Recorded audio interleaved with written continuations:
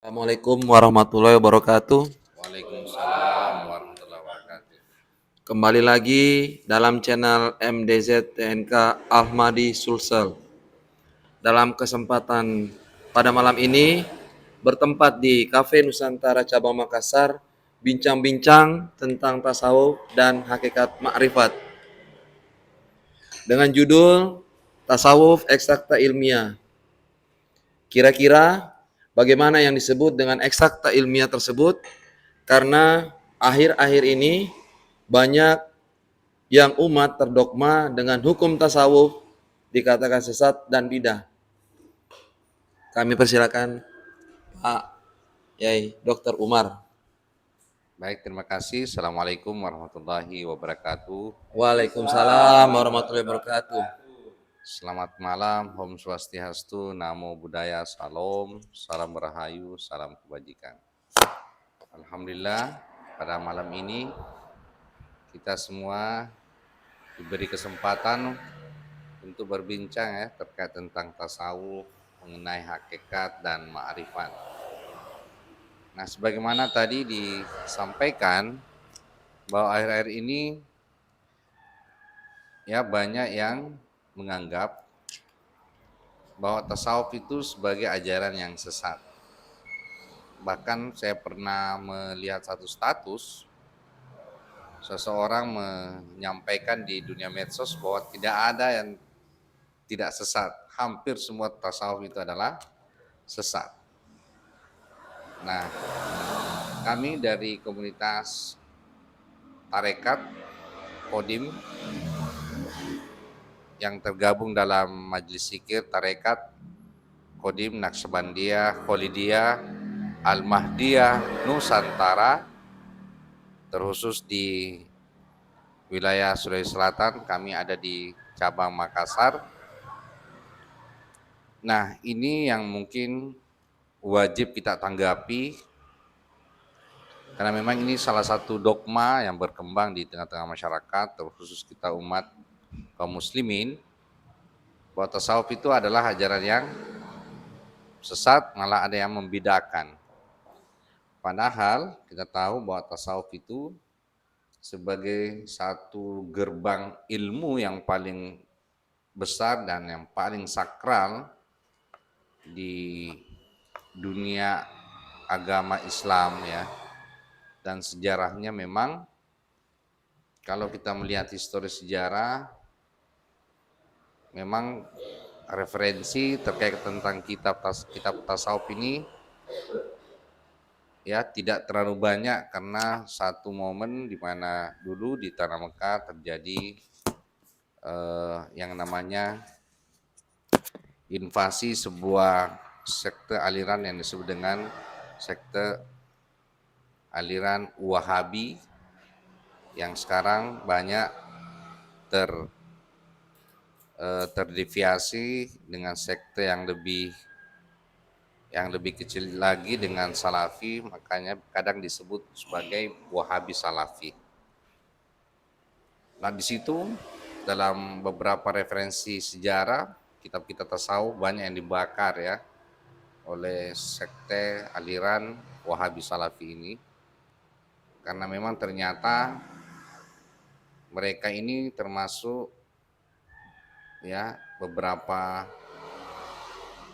jurnal berita ternyata ada aliansi dengan kaum Zionis yang ingin menghilangkan ruh Islam, ruh agama itu sendiri. Nah, makanya dalam dunia tasawuf, terkhusus kami di Tarekat Kodim ini, pendekatannya disebut sebagai pendekatan tasawuf eksakta ilmiah. Kenapa harus ilmiah? Agar supaya kita bisa membongkar dogma. Kenapa umat terdogma? Dogma itu adalah sebuah keyakinan, kepercayaan yang serta-merta kita percaya tanpa ada bukti, baik secara teori maupun secara empiris. Nah, inilah yang disebut dengan tasawuf ilmiah, pendekatan yang logis, nalar, dan analitik ini bisa dikomparasi, dianalisis teori maupun prakteknya. Nah, prakteknya ini betul-betul disebut sebagai praktek yang real, kayak disebut sebagai tasawuf eksakta. Eksak itu artinya presisi, tepat, karena memang kita terlibat dalam praktek tarekat yang terkhusus dalam praktek tarekat kodim. Nah, padahal kita tahu tujuan tasawuf itu adalah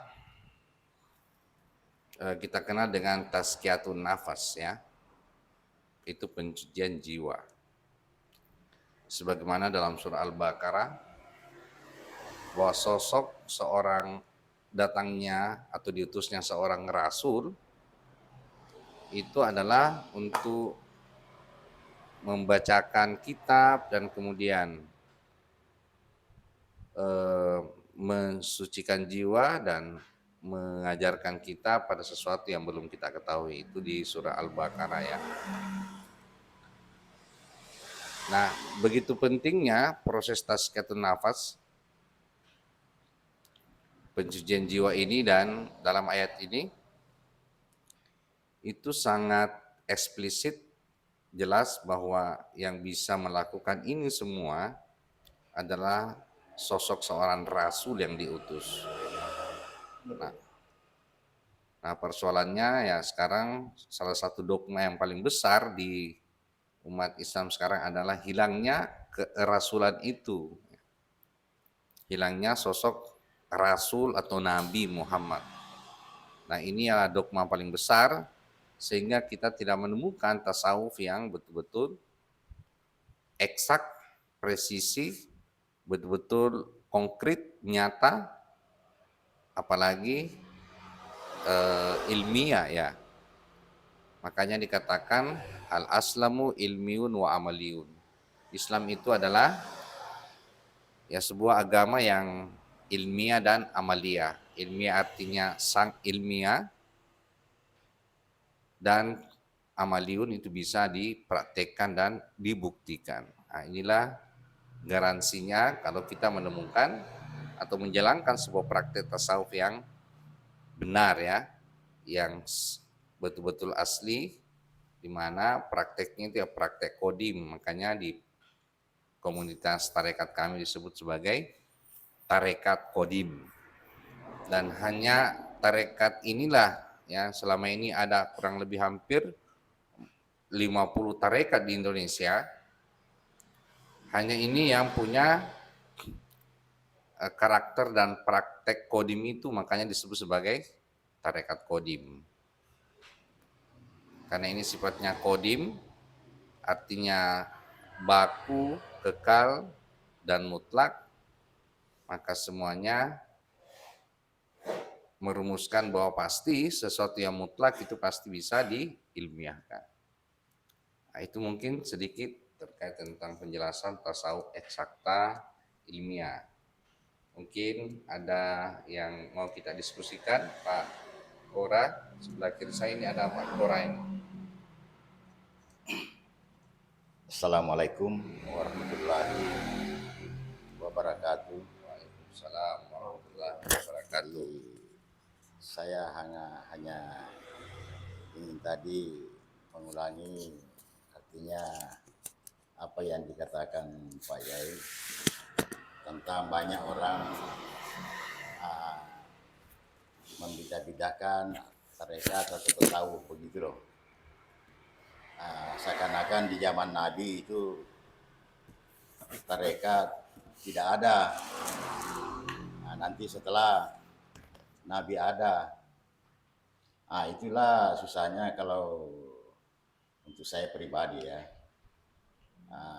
Kalau hanya terjebak di bacaan itu, maksudnya itu terjebak di nilai-nilai pahala, akhirnya setiap bacaan-bacaan itu hanya terjebak di indah-indahnya, lebih banyak dan indahnya, akhirnya dia tidak bisa menemukan makna di balik itu.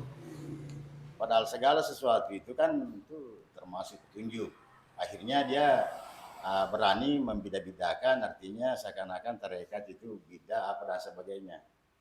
Kalau saya tidak, bahkan artinya uh, pintu sebenarnya itu memang di tarekat itu, karena dari seluruh nabi itu ya pasti artinya pakai tarekat itu sebenarnya, cuma karena orang tidak mengerti akhirnya tidak paham karena terjebak di bacaan-bacaan itu. Contoh seumpamanya di sembahyang 5 waktu Pak Yai kan, dulu saya tidak mengerti, tapi setelah masuk di sekolah ini alhamdulillah saya bisa mengerti dan bisa saya mengurai. Contoh umpamanya kalau orang habis mau sembahyang dulu Allahu Akbar kabira walhamdulillahi katsira wa bukrata wa asila. Ini itu kan ada wasilah, ini wasilah, ini wajati wajaya. Itu kan kalimat petunjuk. Nah, ada lagi dirikan sholat untuk mengingatku, itu kan satu petunjuk semua. Bahkan di bacaan-bacaan Al-Fatihah, tunjukilah kami jalan yang lurus semua. Jadi yang bisa mengurai itu memang harus di tarekat waris. Kalau cuma tarekat ece-ece, saya rasa susah untuk mengurainya. Kenapa saya berani? Karena saya sudah masuk di sekolah ini. Jadi saya bisa artinya mengurai semua itu setelah saya masuk di sekolah ini. Nah, jadi itulah makanya aku bilang mungkin banyak orang bisa berani membeda-bedakan tarekat karena dia bukan pelaku gitu loh. Tapi kalau artinya memang tarekat warisnya, pasti dia bisa menjabarkan walaupun secara syariat. Artinya di syariat itu orang tidak mengerti, tapi kita bisa urai secara ilmiah, logik tinggi. Bagi orang yang di level kesadaran. Nggak tahu lah kalau level dogma ya nggak bisa lah. Kalau dogma itu kan disuruh baca saja yang indah-indah, nanti dapat pahala. Akhirnya substansinya nggak ketemu. Jadi makanya itu kalau ada yang berani membeda-bedakan itu tarekat, bilangnya zaman Nabi tidak ada, kok tidak. Contoh kalau saya mau urai, ini versi saya ya. Dulu zaman Nabi seandainya hanya yang dipermasalahkan itu umpamanya sembahyang 5 waktu menghadap ke Baitullah, berperangkah kira-kira antara Nabi dengan ponakan dengan pamannya? Ya nggak mungkin dong. Pasti tidak mungkin berperang, pasti connect, karena dulu-dulunya orang sudah menyembah di sini. Jadi kalau umpamanya disuruh menghadap di situ, ponakannya suruh menghadap ke situ, Nabi Muhammad suruh menghadap ke situ, tidak mungkin dia marah. Berarti ada sesuatu yang orang tidak ketahui. Apa yang tidak diterima itu pamannya, pasti lari ke Rabito. Jadi kalau orang tidak mengerti tentang Rabito itu, makanya Rabito itu penting. Karena Rabito itu, itulah menyambungkan frekuensi dan gelombang, makanya ada bayat. Makanya ada istilah waris ke waris, turun-turun sampai sekarang. Jadi kalau makanya pernah dulu saya tidak tahu itu benar-benar lah. Nenek-nenek moyang saya bilang dalam arti bahasa Bugis, minta kepada Nabi Muhammad tidak nyampe, minta kepada Allah berlebihan. Kita kan nggak bisa pada waktu itu tahu. Setelah masuk di sini bisa terurai. Ternyata Rasulullah. Jadi Rasulullah itu pewarisnya ya sekarang ada di sini. Contoh seperti umpamanya wali mursyida. Jadi kalau bukan saya merendahkan tarekat-tarekat lain, tidaklah. Tapi mungkin dia tidak bisa mengurai seperti ini. Jadi contoh umpamanya kan, dulu Nabi umpamanya seandainya mau kasih menghadap ke Ka'bah umpamanya, marah ke pamannya kan tidak mungkin. Yang tidak mau terima pamannya itu tadi itu Rabito itu. Kenapa dia diterima di perhijrah ke Madinah? Kenapa dia diterima di Madinah? Karena apa yang dibawa itu di Rabito. Itu pun kalau orang mau terima kan begitu. Makanya beda sedikit. Jadi sebenarnya itu tarekat ya dari dulu itu tarekat semua. Siapa bilang bukan? Karena tarekat itu di dalamnya ada istilah wasilah. jadi baru ada istilah Muhammad Rasulullah. Nah itu kalau Muhammad Rasulullah itu kalau kau ketemu pewarisnya sekarang, ya pasti kau mengerti juga itu Muhammad Rasulullah. Jadi harus dibeda-bedakan. Ada Ahmad bin Abdullah, ada Muhammad Rasulullah. Nah itu kalau untuk saya, tapi itu pun saya mengerti tentang begini-gini tanpa diajari. Nah, hanya setelah masuk di sekolah ini, nggak tahulah main gelombang, akhirnya muncul. Artinya pengertian seperti ini. Jadi cukup sampai di sini dulu ya. Nanti lain kali saya akan coba urai. Artinya lebih gimana ya? Lebih mudah dimengerti gitu loh. Jadi Assalamualaikum ilahi anta maksudi warido kamatlubi. Assalamualaikum warahmatullahi wabarakatuh. Pak Yai Samsul. Ya, baik, mungkin saya simpulkan saja ya. Tadi Pak Kora banyak menyampaikan beberapa beberapa variabel-variabel. Ada tadi disebut dengan robita, ada wasilah. Kemudian apalagi tadi tuh waris ya. Jadi terkait tentang tasawuf eksakta ilmiah ini, pendekatannya memang di tarekat kami namanya tarekat Qadim. Ini ada variabel yang disebut dengan sistem. Jadi pendekatan sistem itu sistem yang mutlak yang disebut dengan sistem Qadim. Dan kemudian ada metodologinya, metodologi yang waris. Dan kemudian ada teknologinya, itulah disebut dengan teknologi wasilah. Nah, pendekatan 3 variabel ini yang menjadi karakter dan ciri khas dalam tasawuf eksakta ilmiah, terkhusus dalam tarekat Qadim. Yang ini bila mana diurai, itu betul-betul bisa terurai secara ilmiah. Logis, dengan nalar, kemudian analitik, dan kemudian ini sifatnya sistematis ya, bisa runut.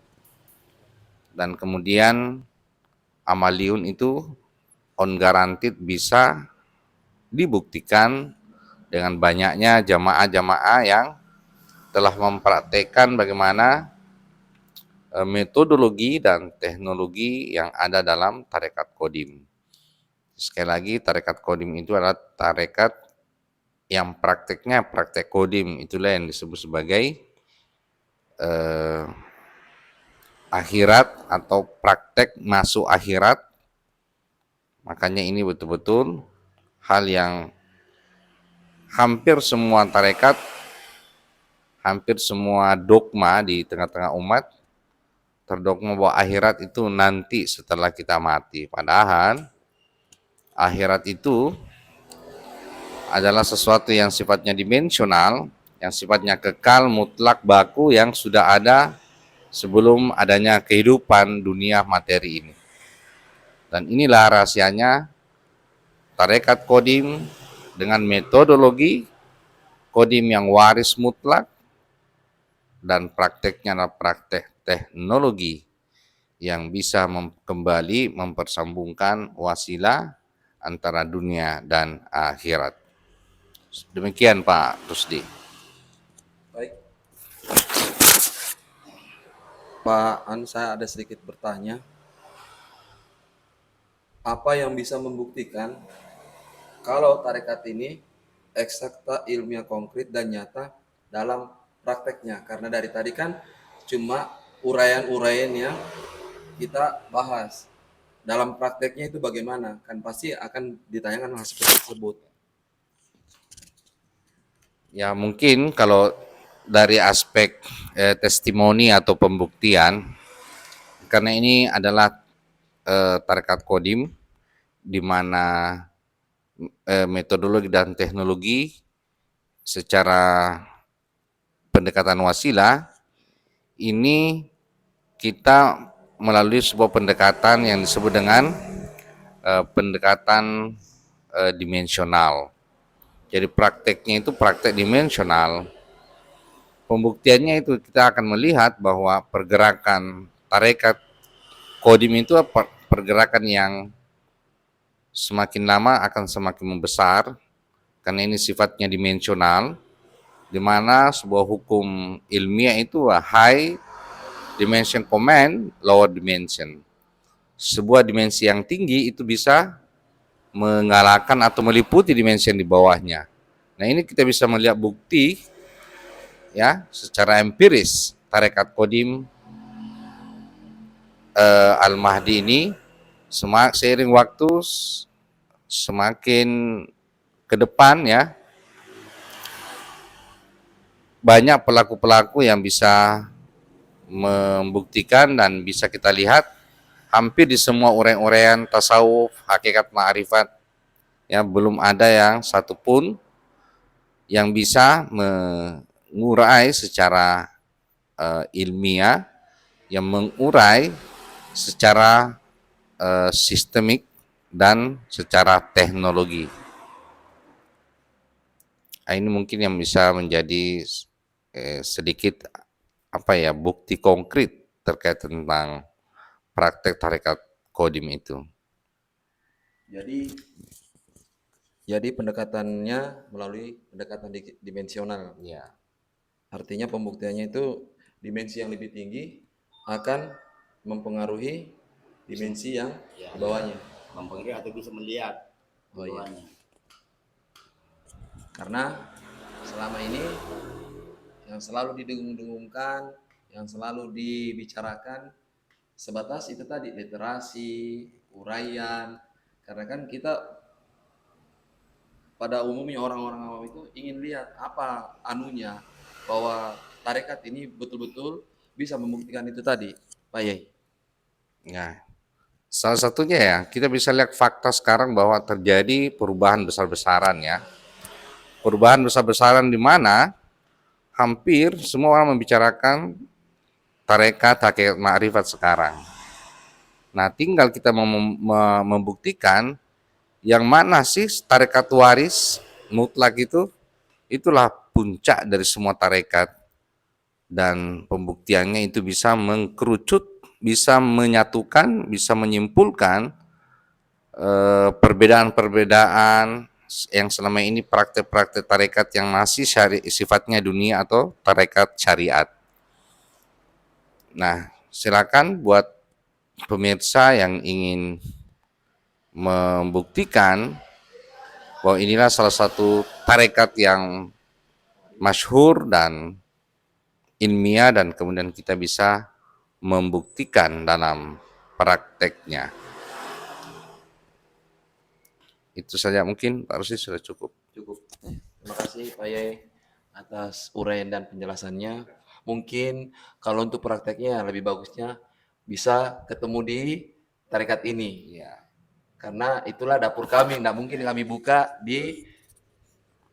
dibahas secara umum. Baik, ada lagi pertanyaan atau apa? Baik, kalau begitu kami akhiri sampai di sini hasil dari bincang-bincang malam ini mengenai tasawuf eksakta tasawuf ilmiah. Ilahi anta maksudi wa matlubi. Assalamualaikum warahmatullahi wabarakatuh. Waalaikumsalam warahmatullahi wabarakatuh.